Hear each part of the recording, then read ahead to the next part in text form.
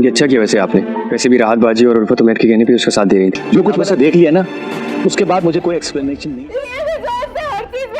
जान जा रही है, बिस्तर पकड़ के लेट गई है। शामी बेबी बाजी की बहुएं ड्रामे में अब अजरा ने तो 1 साल पूरे घर को जोड़कर रखने की कोशिश की, लेकिन अजरा इसमें नाकाम हो जाएगी। सहरा और उसकी माँ तो अजरा से 2 हाथ आगे ही हैं। अब जमाल को अजरा से बदगुमान कर दिया है। जमाल को तो ये लगता है कि अजरा तो पुराने वाली ही अजरा है, बस उसी से ही भूल हो चुकी थी। लेकिन उसे क्या मालूम, अजरा तो सबको जोड़ कर रखना चाहती है। अब तो सहरा भी जमाल के कान भरना शुरू करेगी अजरा के खिलाफ, और गलती खुद करेगी और शक की निगाह सीधा अजरा पर ही जाएगी।